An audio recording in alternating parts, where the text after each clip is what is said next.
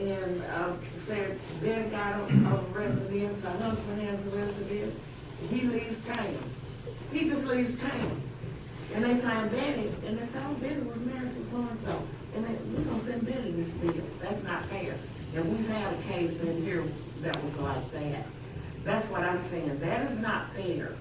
If she could prove that I was not living with him when he established this bill, I don't think she should have to pay it. You understand what I'm saying? I understand. What other utilities do this? Well, we've done some checking with some of the municipally owned utilities that we have contacts with, and we really haven't identified anybody that's been doing See, this. that makes me wonder about it. And I think we're all in agreement that we need to change what we're doing. You know- It doesn't seem to pass the smell test. You know, I think the staff of each organization have a lot of ownership of what's here. I think maybe what's missing is, I don't think the council is on board and has ownership of it. We have a policy committee of the council, and that consists of, Brian, oops, wait, just a second, I'm sorry, no, it isn't. It's Doug, Joe Kurtz, and Hay. Is that how? But what I'm suggesting, maybe it might be good, in addition to the staff, is to have that policy committee along with a representative group from the Juice Board collectively meet and talk about it. And it may not change anything from what's proposed, Understand it. but at least we get some buy-in, because I think all council members are getting hit up on this thing, and we need to all be sold and committed to the process. Is that? No, that sounds fine to me. You know, one of the things that I thought about is, with all the complaints that have been generated by this policy, is that, you know, we're a representative form of government. This system is working. Folks are coming before the council, they're voicing their objections, and you guys are taking action. The system is working like it should. So, yeah, we're happy to meet in a committee format, or however you want to do it, and work out the details. My real problem with it is that if I incur a debt, come after me, but which has been articulated by several other people, and I've had a real problem with this. If I incur a debt, come after me, but don't come if I haven't incurred that debt, then how can you put that debt on me?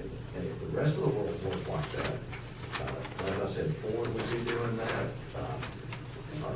it'd be everywhere if you could do that. And I think the only reason we've been able to do that is because we're in a powerful position if you have to have electricity. And if other companies aren't doing that, that's a real fear for me, because, my goodness, if you could do that and do that legally, why wouldn't you be doing, I mean, why isn't TXU doing it, or whoever else is out there? TP&L, that's how we buy it. But why wouldn't they do that? And that's the problem that I have. That fundamentally, I would rather be extra safe and say, we're gonna make it where it's your debt, and if it's not your debt, and if there's not some kind of fraud involved, it's the fraud question that makes me keep coming back to changing it, rather than just saying, we shouldn't be doing this. Well, and that's what we've been going through. Yeah. You know, we don't want to set up a system that allows people to take advantage of the city either, you know, and so we're going to And I guess, how does have. TXU do that? How does Louisiana, whatever their power line, how does Oklahoma, how does Farmers Co-op do that? I'm not so sure they just don't hand it over to the Can't team.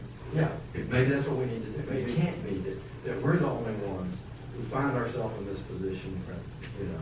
And I would rather err on the side of the consumer than, and I don't know, it may cost us tons, it may make the rates go up. That's another thing I'd like to look at.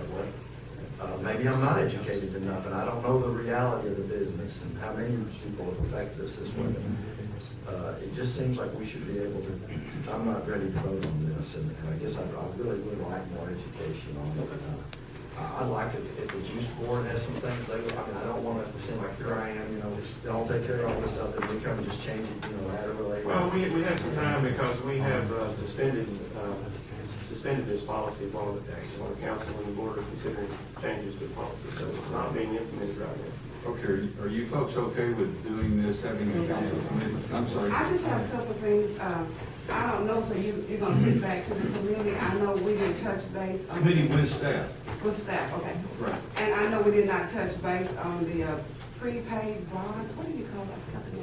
Empire? Empire bonds, and that issue came up, I know there was a lot of discussion on that, because we discussed the fact that if they have money left on their box and you turn the water off, you know, I don't know if we're gonna look at that or not. Well, that's an issue that wasn't addressed in this particular. It wasn't ordinance. addressed, I know that, but if it's going to the committee, my question is, what issues are we gonna look at? What issue will the committee look at Okay, in the staff? why don't we though, as council members, we have three people, we have, what did I say, Doug and Joe? Doug's gonna and, be out of pocket for about 3 weeks. Do you want somebody else to sit in so we can keep working on it? What's that now? He's gonna be out of pocket for 3 weeks, 3 weeks. starting Friday. So I don't know if you wanna put another, Would another council member like to volunteer to be on that?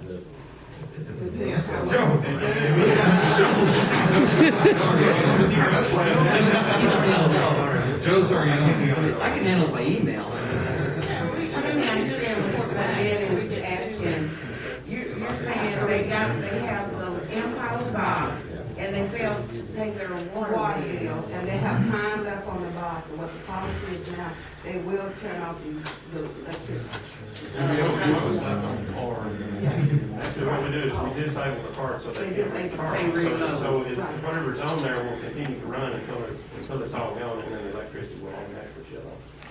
When it's card- So that came up, one of my discussions with people, and also, the credit check.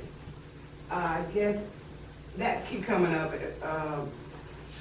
when they get new electricity, either change to the Empower box, well, when you go do a credit check, and most people have reported they come back with poor credit, even though they have contacted the credit bureau. So they just wanna do some verification on that. It doesn't deny the But service. they have to pay a deposit, a lot of people told me, they had good credit rating, and it comes back negative. Poor So credit. if they go on the Impala box and they've had utilities. And pay on time. They do a new credit check?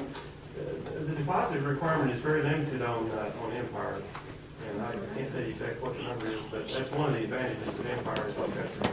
Should be being as you go. That's gonna have to put up But you're saying they do. No, I think the deposit for the Empower is just for the cost The of unit the itself. unit. But they may have to put up a water. They may have deposit. some deposit. Yeah, a water deposit.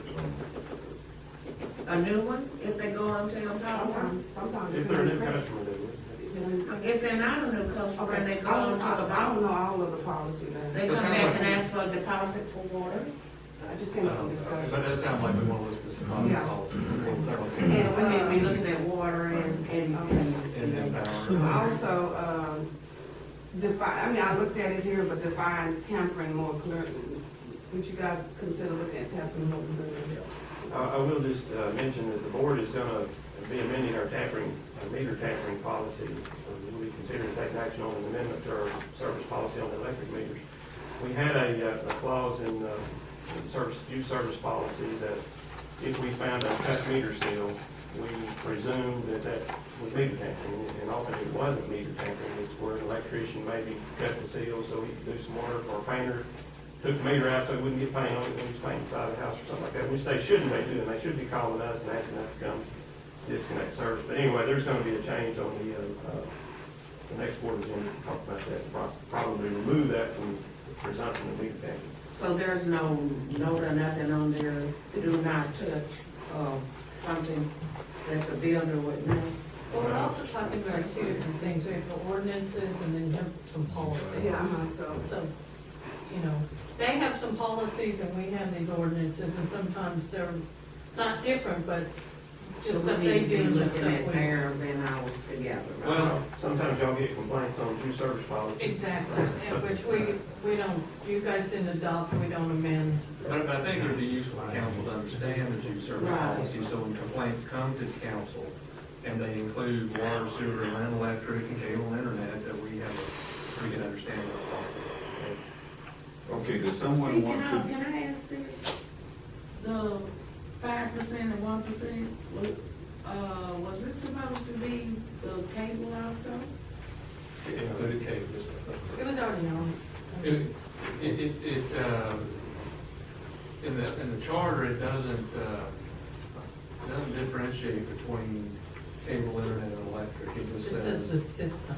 It just, yeah, it just says general revenues of the system, and the system includes cable and internet service. They've not said anything wrong. No, that's correct. We actually had, on the detail bill on the cable, actually, even before this change, showed municipal fee on there, so the cable bill didn't change as much as the electric bill. Okay, do we have a volunteer to serve in Doug's place on Dan? Damn. Dan has been volunteered by. this? Okay, Dan, you willing to serve in Doug's place? Doug's I willing think to- email's good for Doug. Are you serious? Well, We'll keep you posted, Doug. I guess, can we do I'm just got so many meetings now Okay. in my Right. business. Then let's just try it by email, and if that doesn't work, then Doug can try to work, okay? Right. He's not gonna send that his computer while we need it, are you? Will you? We'll take care That'd of it. be cool. The first part of this thing, we talk about water leaks, is that something they're doing a study on now, or is that part of this? As far as the water leak issue, that's, if you look at the first page of your agenda item, that's section 2102, I think so. C31. And that talks about adjusting accounts when there's excessive usage for which you can't account for where that water went, and that's talking about their water leaks. We've had a number of complaints about how this policy is applied. Is it applied consistent with the ordinance? And so I didn't propose any changes in this particular item to council because I've asked our rate analysts to take a look at that and give us a recommendation on what our water leak policy should be. That being said, if this committee, while they're reviewing the policies related to billing and collection, wants to take this up as one of the issues, I encourage you to do it. And we can call the rate analyst in and ask them in front of the committee what their opinion is of what we should do. I like what you say. Could we just post them and say whoever wants to come, come?